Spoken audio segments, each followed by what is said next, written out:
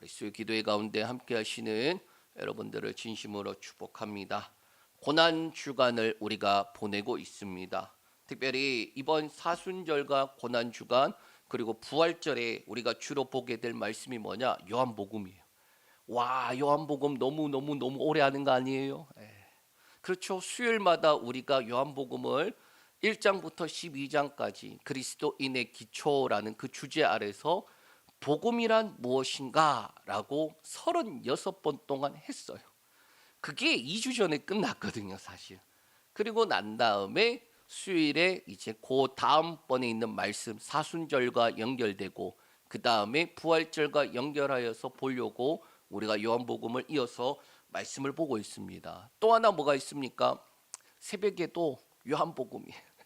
매일 성경을 우리가 새벽마다 이렇게 하고 있는데 그 매일 성경의 지금 순서가 뭐다? 요한복음이다. 그리고 오늘 본문이 사실은 내일 새벽에 나오는 본문이에요. 자, 그리고 주일에 부활절인데 그것도 요한복음이다. 예. 우리가 말씀을 이제 제가 이렇게 쭉 절기잖아요. 절기다 보니까 절기 설교들은 딱 정해져 있어요. 그런데 제가 보니 마태복음을 통하여서 예수님의 그 고난과 십자가와 부활에 대한 부분들 그렇게도 설교를 했었고 마가복음을 통해서도 제가 설교를 했었더라고요. 그 다음에 누가복음을 통해서도 했어요. 요한복음을 안 했을까요? 했어. 그런데 그렇게 다양하게 우리가 말씀들을 다양한 각도에서 살펴보니까 어떠하냐? 아, 예수님의 고난과 십자가와 부활이 어떠하다? 우리에게 더욱더 깊이 있게 다가오더라라는 거예요. 저와 여러분들이 말씀을 어떻게 보면 그냥 겉만 핥고 넘어가는 게 아니라 깊숙하게 들어가서 뭐 해야 돼요? 그 말씀 속에 빠져야 돼요. 자다가 찌르면은 요한복음 말씀이 나올 정도로 해야지 된다. 그래서 오늘 이 밤 또 우리 같이 말씀 볼 때에 특별히 어디에 초점을 보느냐? 사람들은 이 예수님의 고난에 대해서 초점을 봐요. 그 고난에 대해서 어떻게 초점을 보냐? 아, 예수님께서 얼마나 힘드셨을까? 또 예수님께서 얼마나 고통스러우셨을까? 죄가 없으신 분인데 나의 죄 때문에 그리고 뭐 하는 거예요? 흑. 근데 문제는 그렇게 눈물 흘리고 그 은혜만큼 살아가면 좋을 텐데 고난 주간 지나고 나면 부활절 지나고 똑같아. 그러니까 1년에 하나의 행사로 그치는 것이 아니라 또 고난 주간에 우리가 좀 잘못하는 것 중에 하나 인간적인 감정으로 어떻게 접근을 하느냐. 왜 예수님께서 그 고통을 당하셨는지가 중요한 게 아니라 그 고통 당하시는 것만큼 나를 사랑하는 거야. 그렇게 착각하진 않나. 그렇게 착각하지는 않나. 쉽게 말하면 예수님이 그 정도 고통 당하실 만큼 나를 사랑하셨구나. 그게 아니라도 예수님은 사랑하시거든요, 사실은. 하나님이 어떻게 합니까? 세상을 이처럼 사랑하사 독생자를 주셨다. 예수님을 주실 만큼 사랑하셨다. 그쵸? 그 사랑을 받아들여야 돼요. 그런데 우리가 너무 인간적으로 접근할 때가 있다라는 거예요.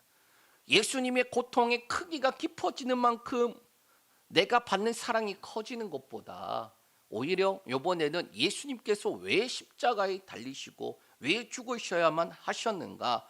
그리고 더 나아가 그 예수님께서 고난을 대하는 자세, 십자가를 대하는 자세, 하나님 앞에서 서 있는 그 자세, 왜 예수님이 본이 되시기 위해서 우리에게 본이 되시기 위해서 내가 너희를 사랑한 것처럼 너희도 서로 사랑하라라고 하셨기 때문이에요. 그래서 거기에 한번 초점 맞추고 우리 함께 같이 살펴보길 원합니다. 이 요한복음 안에 보면은 중요한 부분 중에 하나가 이 때에 대한 부분이에요. 시기, 때. 그래서 절기들이 나오는데 초막절도 나오고 유월절도 나오고 명절이라고도 되어 있고 그래서 그때마다 예수님이 뭐 하십니까? 예루살렘으로 가세요. 그리고 회당에서 가르치시는 그러한 일들을 합니다. 그런데 예수님께서 뭐라고 하시느냐? 그때마다 아직 때가 이르지 않았다라고 말하고 있어요. 명절이라서 예루살렘에 가시지만 뭐 하는 거예요? 아직 때가 이르지 않았다라고 그렇게 이야기하면서 때에 대해서 이야기하시다가, 그런데 이제 그 때가 왔고 그 때가 온 줄 어떻게 아시느냐? 요한복음 12장 20절에서 24절 말씀 우리 읽겠습니다. 명절에 예배하러 올라온 사람 중에 헬라인이 몇이 있는데 그들이 갈릴리 벳세다 사람 빌립에게 가서 청하여 이르되 선생이여 우리가 예수를 배웠고자 하나이다 하니 빌립이 안드레에게 가서 말하고 안드레와 빌립이 예수께 가서 여쭈니 예수께서 대답하여 이르시되 인자가 영광을 얻을 때가 왔도다. 내가 진실로 진실로 너희에게 이르노니 한 알의 밀이 땅에 떨어져 죽지 아니하면 한 알 그대로 있고 죽으면 많은 열매를 맺느니라. 아멘. 자, 예수님이 그때 요 때가 지금 이제 죽을 때구나. 요 때가 아버지께서 말씀하신 때구나. 그것을 어떻게 아시느냐? 이번 6월절이라는 것에 대해서 예수님이 이미 알고 계셨음에도 확신을 하게 되는 부분이 요 부분 중에 하나예요. 6월절이 가까운 때에 헬라인이 예수님을 찾아요. 그러니까 예수님을 찾는 이유가 뭐냐? 이 헬라인들이 예배하러 왔거든요. 이방인인데 6월절에 예배하러 왔어요. 그리고 예수님 앞에 예수님을 찾아서 누구한테 갑니까? 빌립한테 가서 우리가 예수님을 만나기를 원합니다. 뵙기를 원합니다. 그래서 예수님한테 말씀드린단 말이에요. 예? 그랬더니 예수님이 뭐라고 말하느냐? 인자가 영광을 얻을 때가 왔도다라고 말씀하시는 거예요. 예수님의 그 죽음이 이제 코앞에 왔고, 그리고 난 다음에 그 죽음을 뭐라고 말하느냐? 한 알의 밀로 말씀하고 있어요. 한 알의 밀. 내가 죽으면 어떻게 되는 거예요? 많은 열매를 맺는다라는 거예요. 예? 지금 예수님께서 뭐 하시는 겁니까? 이 헬라인이 온 것을 통하여서 이제 죽어야 할 때가 왔구나. 하나님이 말씀하시는 그 영광의 때구나. 그리고 그 한 알의 밀로서 제자들에게 가르쳐 주시는 거예요. 지금 가르쳐 주시는 장면을 우리가 목도하고 있다. 요한복음에서는 예수님께서 그렇게 말씀하시는데 특별한 감정이 안 느껴져요. 그러니까 감정적인 부분을 조금 자제시켜 놓은 듯한 모습이에요. 그래서 그 장 예수님께서 어떻게 가시느냐? 뚜벅뚜벅뚜벅 하나님이 말씀하시는 그 길 가시는 장면으로 나와요. 자, 지금 우리가 잘 생각해야 될 게 겟세마네 기도가 안 나와요. 요한복음 17장에 보면 기도하는 장면이 나오는데 아버지 앞에 그 영광을 위해서 기도하고 제자들을 맡기는 기도하고 그 다음에 그들을 통하여서 이루어질 믿게 될 모든 사람들을 위해서 기도하고 난 다음에 어떻게 되느냐? 붙잡혀서 안나스에게 끌려가고 그 다음에 가야바에게 끌려가고 그리고 빌라도에게 끌려가요. 그러니까 예수님께서는 뭐 하시는 거예요? 아버지의 그 뜻대로 가시는 장면을 아주 그 길대로 걸어가시는 모습을 그리고 있어요. 그래서 담담하게 걸어가시는 그 예수님, 그리고 그 예수님이 뭘 추구하시느냐? 사랑하시되 끝까지 사랑하는 것이 무엇인지 말씀하고 있어요. 그리고 제자들에게 그 자신의 끝까지 사랑함이 무엇인지, 하나님 앞에서 걸어가는 게 무엇인지, 영광의 때를 이르러서 살아가는 것이 무엇인지 어떻게 보면 본으로서 보여주시는 거예요. 그 제자들이 뭐라고 말하느냐? 새 계명을 너희에게 주노니 내가 너희를 사랑한 것 같이 너희도 사랑하라라고 말씀하는 거예요. 그럼 그 사랑이 내가 섬기겠습니까? 내가 용서하겠습니다. 내가 조금 더 참을게요. 그 사랑이 아니라니까요. 가난한 자에게 먹을 것 주겠습니다. 그리고 불쌍한 자들 그게 사랑이 아니라는 거예요. 하나님의 뜻을 이루어 가기 위해서 자신의 모든 것들을 내어줄 수 있는 거. 그래서 우리의 예수님이 말씀하시는 그 사랑은 결국에는 복음을 줘서 네 목숨까지 내어놓을 만큼 복음을 내어주는 거예요. 자, 예수님께서 제자들에게 뭐라고 말씀하시느냐? 내가 아버지와 어떠한 관계에 있는 거 너희 아니? 그런데 그 관계 속에 너희를 지금 포함시키려고 해. 관계. 그런데 그 관계에 들어오기 위해서는 너희가 계명을 지켜야 돼. 새로운 계명을 지켜야 돼. 그 계명을 지킨다는 말이 뭐냐? 언약 관계란 뜻이에요. 부부가 서약하는 게 뭡니까? 팥불이 되도록 뭐지? 검은 머리가 팥불이 되도록 사랑하시겠습니까? 그때 사랑한다고 대답은 잘해요 다들. 네 했는데 보면은 저도 제가 맹세를 못 지킨 게 뭐냐? 저희 아내한테 그 설거지 그 손에 물 안 묻히겠다 그랬는데 손에 물 많이 묻혔어요. 생각해 보니까. 물론 요즘은 제가 열심히 설거지를 하거든요. 그런데 그런 것들 사람이 할 수 있는 맹세는 한계가 있어요. 자, 예수님께서 그래서 뭐라고 말씀하시느냐? 성령께서 오신다라는 거예요. 지금은 너희가 알 수도 없고 지금은 너희가 따라올 수도 없는데 보혜사 성령님이 오시면은 너희가 알게 되고 따라오게 된다. 그 과정을 우리가 쭉 알아야 한다. 자, 그러면 예수님께서 억지로 십자가 지심도 아니요 아버지께서 주신 계명을 따라 주도적으로 담담하게 걸어가시는 모습을 우리가 이번에는 좀 집중을 하려고 합니다. 그래서 그 모습, 자, 이어서 우리 19장 10절에서 11절 말씀, 이 빌라도 앞에서 담담한 모습으로 서 있는 예수님입니다. 우리 읽겠습니다. 빌라도가 이르되 내게 말하지 아니하겠느냐? 내가 너를 놓을 권한도 있고 십자가에 못 박을 권한도 있는 줄 알지 못하느냐? 예수께서 대답하시되 위에서 주지 아니하셨더라면 나를 해할 권한이 없었으려니 그러므로 나를 내게 넘겨준 자의 죄는 더 크다 하시니라. 아멘. 이 빌라도가 뭐라고 말하느냐? 예수님을 신문하다가 이렇게 말해요. 내가 너를 죽일 수도 있고 너를 살릴 수도 있는데 너 말 안 할래? 응? 네가 어디서 왔는지 네가 누군지 나한테 말 안 할래? 나한테 말만 하면 내가 너 살려줄게. 그 이야기를 하는 거예요. 그런데 예수님이 어떻게 반응하시느냐? 야, 네가 그런 권한이 있는 줄 알아? 아니, 위에서부터 그 권한을 주지 않았더라면 너는 절대로 그 일을 할 수가 없어. 그리고 나를 너에게 넘겨준 자의 죄가 더 크다. 그 이야기를 하시는 거예요. 빌라도가 보면은 예수님을 회유해요. 왜 예수님을 회유하려고 하느냐? 자기가 볼 때에는 예수님이 죄가 없는데 유대인들이 정치적으로 빌라도를 압박하고 있어요. 그러니까 어떻게 합니까? 예수님을 회유시켜서 아주 모양을 좋게 포장해서 자기가 올라가려고 했던 거예요. 자, 그런데 예수님이 뭐라고 말하느냐? 딱 잘라서 야, 너한테 권한이 없어. 그렇게 이야기하는 거예요. 자, 그러면 어떻게 되느냐? 예수님은 그러면 어떻게 되시는 겁니까? 우리 10장 17절에서 18절 말씀 우리 읽습니다. 내가 내 목숨을 버리는 것은 그것을 내가 다시 얻기 위함이니 이로 말미암아 아버지께서 나를 사랑하시느니라. 이를 내게서 빼앗는 자가 있는 것이 아니라 내가 스스로 버리노라. 나는 버릴 권세도 있고 다시 얻을 권세도 있으니 이 계명은 내 아버지에게서 받았노라 하시니라. 아멘. 예수님께서 목숨을 버리는 것에 대해 내가 다시 얻기 위함이다 라고 말씀하고 있습니다. 그러니까 예수님은 목숨을 버리는 이유가 다시 얻기 위해서다.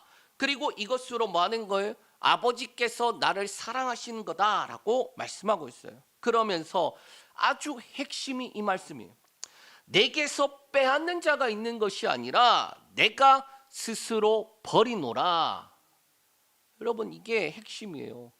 누가 빼앗아서 예수님이 십자가에서 죽으시는 게 아니라는 거예요. 예수님이 억지로 십자가에 죽으시는 게 아니라는 거예요. 개 끌려가듯이 끌려가서 죽이는 거 아니라는 거예요. 근데 왜 우리는 예수님이 마치 하나님의 뜻이니까 억지로 끌려가는 그런 모습으로 예수님을 왜 생각하느냐? 그게 아니라는 거예요. 오히려 뭐라고 말합니까? 나는 버릴 권세도 있고 다시 얻을 권세도 있으니 이것은 계명으로 내 아버지에게서 받았다라고 말씀하고 있어요. 그게 계명으로 받은 거예요. 내가 죽을 권한과 살 권한을 가졌는데 이건 뭐다? 계명으로 아버지께 받았다. 그리고 그것을 계명이라는 말이 뭐냐? 지켜 행해야 되는 거예요. 계명은 하라 하지 말라는 거잖아요. 예? 하지 말라는 건 안 하는 것으로, 하라는 것으로는 해야 되는 거예요. 하지 않으면 어떻게 되느냐? 저주예요. 예? 계명은 그런 거예요. 예수님께서 계명으로, 그래서 예수님이 그렇게 말씀하십니다. 계명이기에 내가 이것을 생명으로 알았다라고 그렇게 말씀하는 거예요. 그렇기 때문에 예수님은 이제 본문인 십자가형을 받아서 그 길에 들어서는 모습에서도 어떤 점도, 어떤 감정도, 어떤 고통의 표현도 없어요. 요한복음에는 안 나타나요. 어떻게 나타나느냐 한번 볼게요. 그러면 우리 17절에서 18절 말씀 읽겠습니다. 그들이 예수를 맡음에 예수께서 자기의 십자가를 지시고 해골, 히브리 말로 골고다이라 하는 곳으로 나가시니 그들이 거기서 예수를 십자가에 못 박을새 다른 두 사람도 그와 함께 좌우편에 못 박으니 예수는 가운데 있더라. 아멘. 이게 다예요. 지금 바로 직전에 빌라도가 내준단 말이에요. 그래, 데려가. 그러고 난 다음에 예수님이 17절에 십자가를 가는데 자기 십자가를 지고 갔다. 그게 끝이에요. 그러니까 다른 복음서에 보면 가다가 넘어지고 또 다시 일으켜서 가다가 넘어지고 하니까 어떻게 돼요? 구레네 시몬한테 억지로 대신 십자가 지게 하잖아요. 그러니까 그것도 중요한데 그게 안 중요하다는 게 아니라 그것도 참 중요한데 우리가 너무 감정적으로 갔을 때가 있다는 거예요.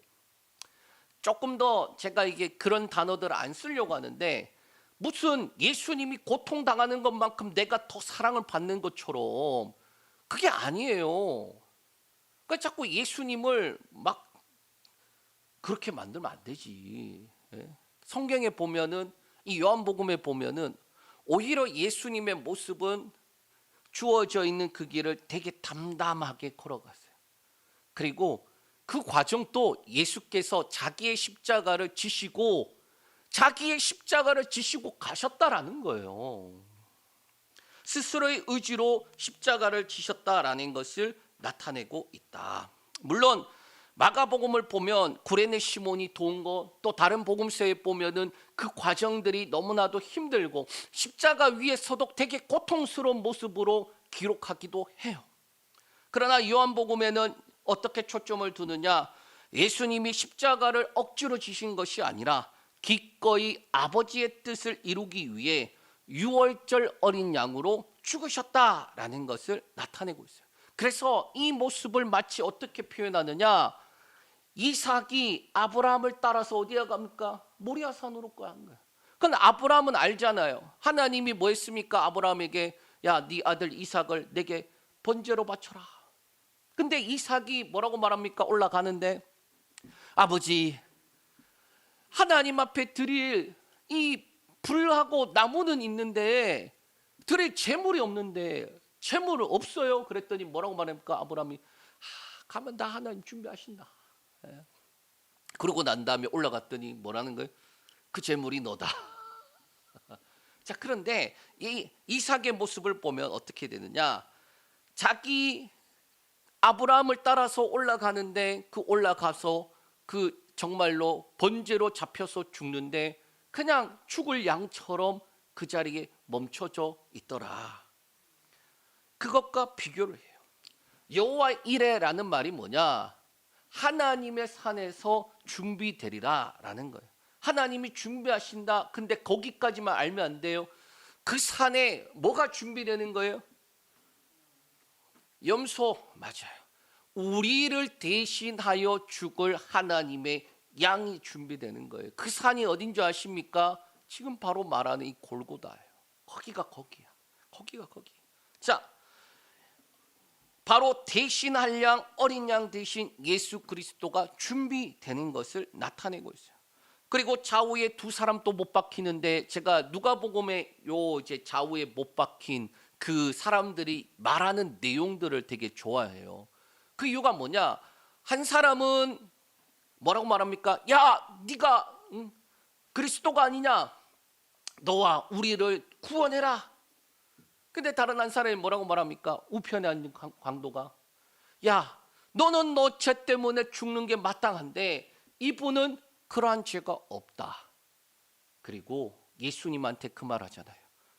주여, 당신의 나라에 이르실 때에 나를 기억하소서. 그리고 예수님 뭐라고 말합니까? 야, 네가 오늘 나와 함께 낙원에 있으리라. 그러니까 저는 그 장면을 너무나도 좋아합니다. 이유가 뭐냐? 제 모습이 그러하기 때문이에요. 당장 십자가에서 죽을 그러한 모습으로 살아가는 인생 아닙니까? 저와 여러분들이 인생이 80년 막 그렇게 길게 사니까 긴 것처럼 생각하지만 예수 안 믿고 80년 사는 것이 십자가에 달려서 죽을 날 받아놓고 기다리는 거랑 뭐가 다르냐는 거예요. 그런데 그 장면에서 예수가 함께 못 박혀서 그 예수가 아무 죄가 없으신데 십자가에 못 박히시고 그래서 나의 죄 때문에 죽으시는구나. 그 예수님 앞에 무슨 염치로. 그런데 그 예수님 앞에 나를 생각하소서. 그 예수님이 거절하지 않고 오늘 네가 나와 함께 낙원에 있으리라. 그게 구원의 은혜 아닌가요? 예수님께서 지금 요한복음에는 그러한 장면도 없어요. 그런 내용도 안 나오고 그냥 좌우에 다른 사람이 달렸고 예수님은 중앙에 달렸다. 자, 그리고 세 가지를 말하고 있어요. 첫 번째는 뭐냐? 나사렛 예수 유대인의 왕이다. 그것을 강조하고 있어요. 우리 19절에서 22절 말씀 우리 읽겠습니다. 빌라도가 패를 써서 십자가 위에 붙이니 나사렛 예수 유대인의 왕이라 기록되었더라.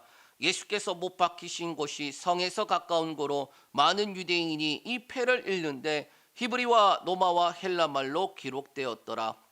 유대인의 대제사장들이 빌라도에게 이르되 유대인의 왕이라 쓰지 말고 자칭 유대인의 왕이라 쓰라 하니 빌라도가 대답하되 내가 쓸 것을 썼다 하니라. 아멘. 자, 이게 뭔 말이냐? 빌라도가 하는 일이 지금 관례를 따라서 한 거예요. 십자가 위에다가 이 사람이 요런 죄로 죽었다라는 걸 알리는 그 죄패를 써요. 그런데 그 패에다가 뭐라고 쓰느냐?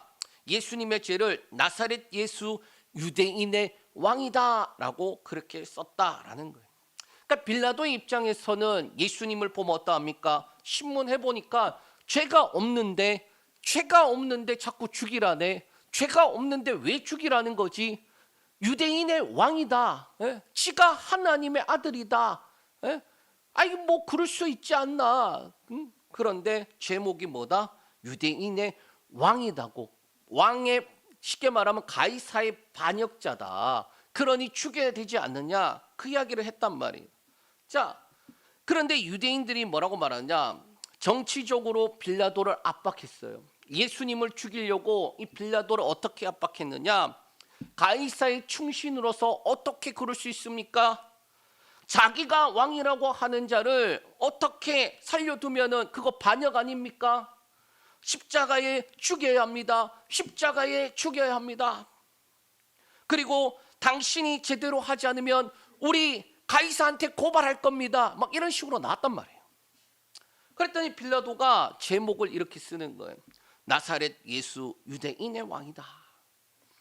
자, 이거 왜 썼느냐? 유대인들을 모욕하고 자기가 할 수 있는 보복을 한 거예요. 사실상. 야, 이게 말이 돼? 이 사람의 죄가 유대인의 왕이라고 했다고 죽어야 돼? 이게 말이 돼?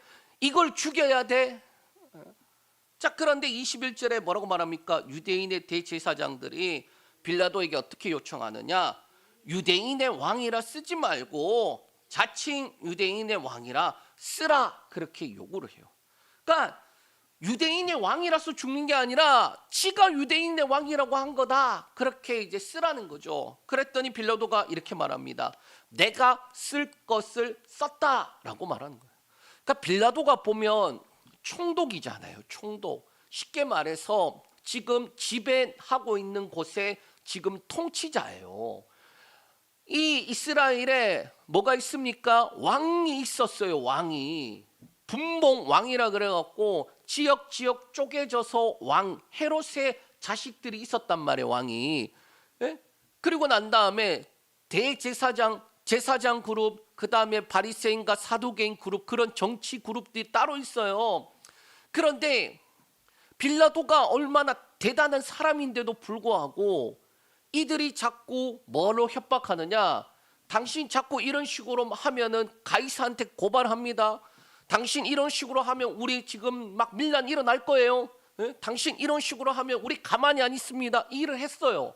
근데 빌라도가 이미 자신의 전임자가 그렇게 해서 날아갔단 말이에요. 그거 알고 있어요.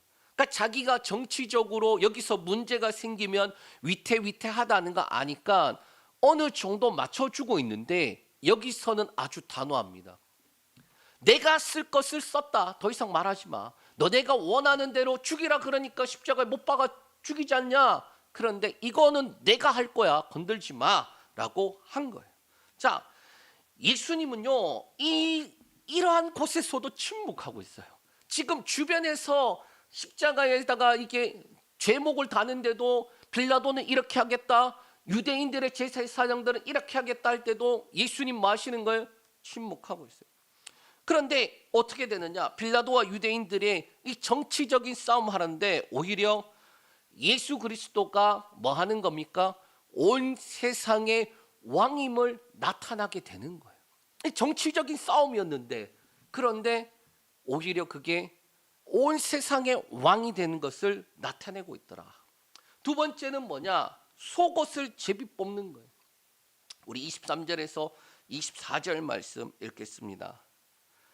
군인들이 예수를 십자가에 못 박고 그의 옷을 취하여 네 깃을 나눠 각각 한 깃씩 얻고 속옷도 취하니 이 속옷은 호지 아니하고 위에서부터 통으로 짠 것이라. 군인들이 서로 말하되 이것을 찢지 말고 누가 얻나 제비 뽑자 하니 이는 성경에 그들이 내 옷을 나누고 내 옷을 제비 뽑나이다 한 것을 응하게 하려 한 것이라. 군인들이 이런 일을 하고. 예수님께서 십자가에 못 박히실 때에 사실은 입고 있던 모든 것이 벗겨졌어요. 수치와 모욕이에요. 사실 십자가 위에는 나체로 계셨어요. 그런데 예수님은 말씀이 없어요. 먼저 옷은 네 깃으로 나누었다. 이 말이 뭐냐? 옷을 4등분 했다라는 거예요. 그리고 이것에 대해 주석은 이렇게 해석하는데 네 부분이 뭐냐? 네 방향이다. 동서남북 네 방향.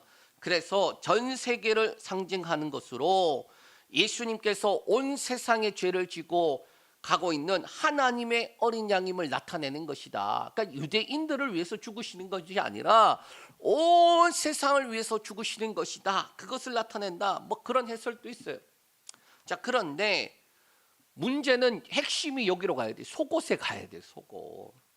이 속옷에는 호지 아니하고 위에서부터 통으로 짠 것이다라고 말하고 있어요. 그러니까 기본적으로 실에서 옷감을 만들려면, 자, 실은 줄이잖아요. 그 줄을 어떻게 합니까? 시줄과 날줄로 엮어갖고 면으로 만드는 거예요. 옷감을 만드는 거예요. 자, 그런데 호지 않는 옷이다라는 말이 뭐냐?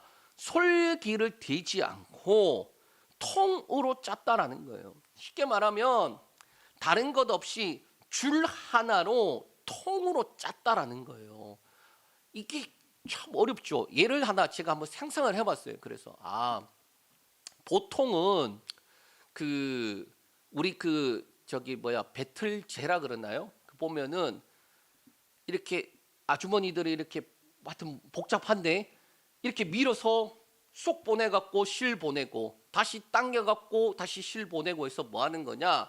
실들이 엮이도록 되어 있는데 그런데 요즘 영상을 보다 보니까 털실로 돌돌돌돌 돌리니까 줄 하나로 뭐 하느냐? 옷감을 만들더라고요. 목도리 같은 거 이런 거 모자 같은 거 만들 때에 요런 거 있어요. 애들 요런 거 돌리면은 이게 뱅글뱅글 도는데 털실 하나로 그게 뱅글뱅글 돌아서 통으로 모자가 되고 통으로 그러한 장갑이 되고 그렇게 되더라. 그런 것처럼 잡아서 쭉 당기면은 실 하나로만 만들어졌기 때문에 쭉 한 실로 나오는 거예요. 자, 그런데 요세푸스에 의하면은 대제사장의 속옷도 호지 않고 통으로 되어 있는데 뭐냐?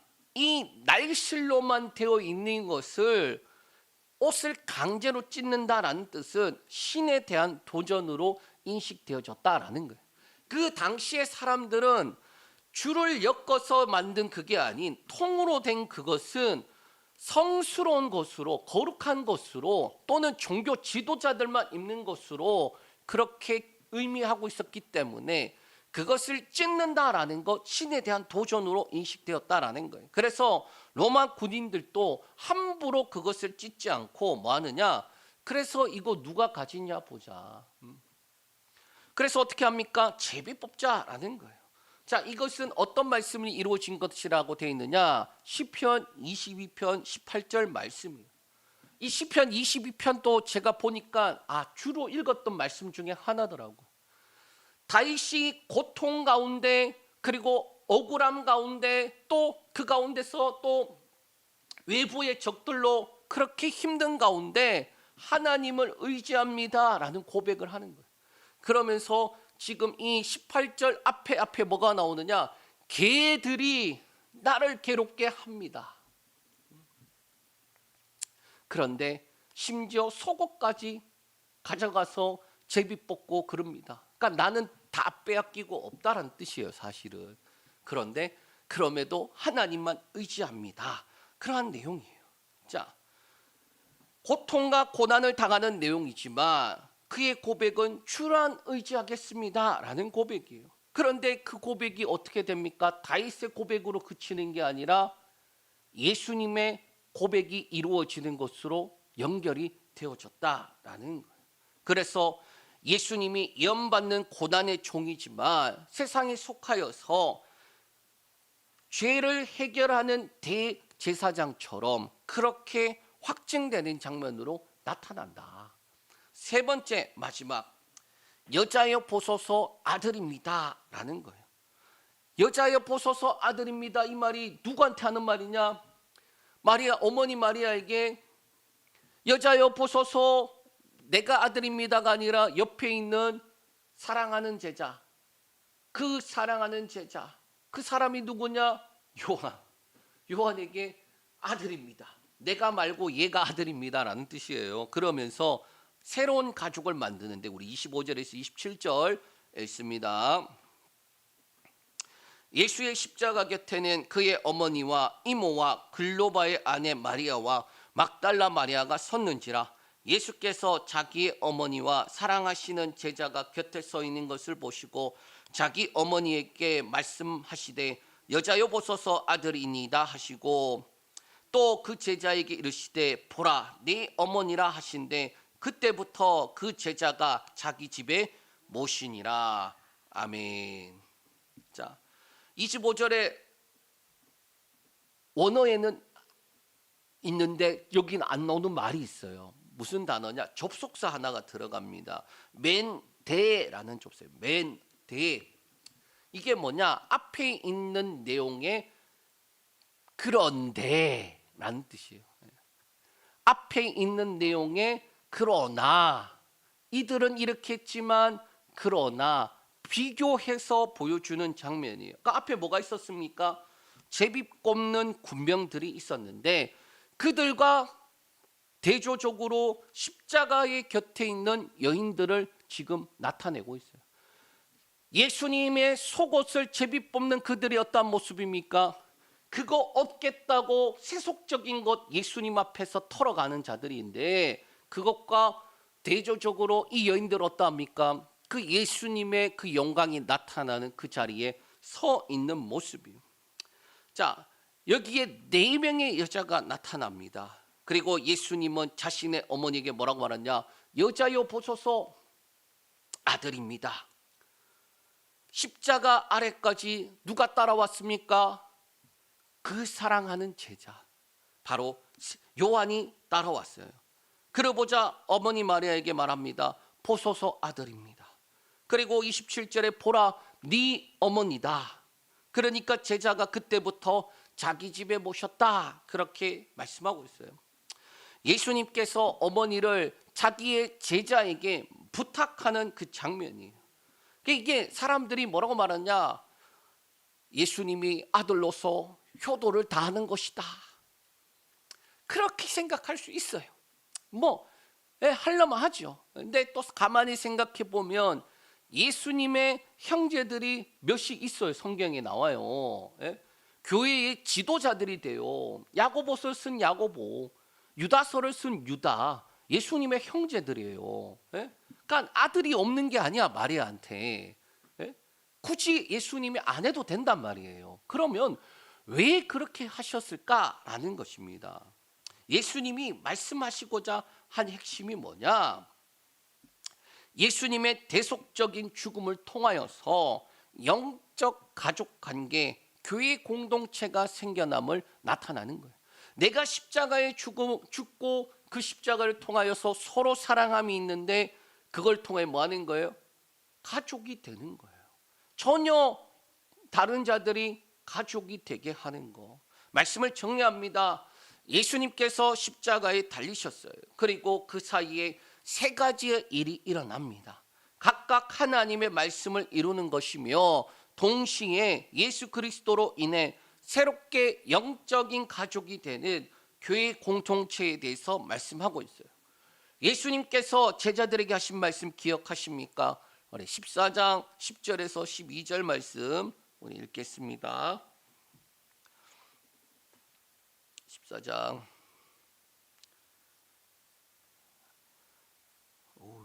왜 없는 거요? 제가 읽어드릴게요. 내가 아버지 안에 거하고 아버지는 내 안에 계신 것을 네가 믿지 아니하느냐? 내가 너희에게 이르는 말은 스스로 하는 것이 아니라 아버지께서 내 안에 계셔서 그의 일을 하시는 것이라.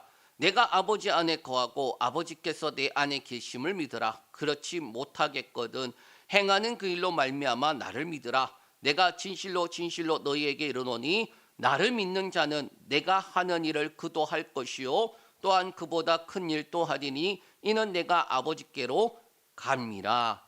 아멘. 마음 같아서는 18절까지 읽고 싶어요. 그러니까 왜 이게 예수님께서 말씀하시고자 하는 핵심을 쭉 요약한 것이기 때문에 예수님의 핵심, 예수님은 마땅히 가셔야 하는 그 길로 가시는데 한치 망설임 없이 가시면서 뭐 하시는 겁니까? 아버지와 그 관계 속으로 제자들을 초대하고 있고 성령이 오시면은 뭐 하는 거예요? 제자들이 지금은 몰라도 이후에는 알게 될 것이기 때문에 내가 가는 것이 오히려 유익하다라고 말씀하시면서 가셔야지 누가 옵니까? 보혜사 성령이 오시는 거예요. 그리고 그가 오면 어떻게 됩니까? 너희가 아버지 관계 속에서 나를 믿는다면 내가 하는 일 너희도 할 것이고 그보다 큰 일도 하리라 라는 거예요. 그리고 난 다음에 뒤에 뭐라고 나오느냐? 내 이름으로 구하는 것들, 기도에 대한 부분들이 나오는데 그러면 다 응답받는다라고 말씀하고 있어요. 왜 응답받느냐? 아들로 말미암아 아버지가 영광을 얻게 하기 위해서다라고 말씀하고 있어요. 그러니까 어떻게 보면은 그 모든 것들을 잘 연결해 보면은 우리가 기도하는데 왜 응답이 없나라고 생각할 이유가 하나도 없는 거예요. 우리가 신앙생활 하는데 이거 어떻게 하는 것이 신앙생활 하는 것인가? 어떻게 보면 예수님이 차근차근 단계별로 설명해 놓으신 거예요. 지금은 너희가 다 도망치고 지금은 너희가 부인한다 할지라도 뭐 하는 거예요? 나중에는 증인이 되기 때문이라. 그 길을 제자들도 갈 것이기 때문이에요. 저와 여러분 또 마찬가지예요. 성령 받기 전까지는 어떻게 되는지 알 수 있나요? 내가 예수를 향한 그 뜨거운 마음과 열정을 가진다고 해도 문제 생기면 무너져요. 선택의 기로에서 여지없이 자신의 심령으로는 예수를 못 따라가요. 죽었다 깨어나도 못 따라가요. 그런데 성령을 받으면, 성령님이 오시면 어떻게 합니까? 그 길을 따르지 않을 수가 없어요. 나를 믿는 자는 내가 하는 일을 그도 할 것이고 또한 그보다 큰 일도 하리니 이는 내가 아버지께로 감이라. 그러고 성령님 보내주신다. 이 말씀이 이루어지기 때문이에요. 이 은혜를 누리는 저와 여러분들 되시길 축복합니다.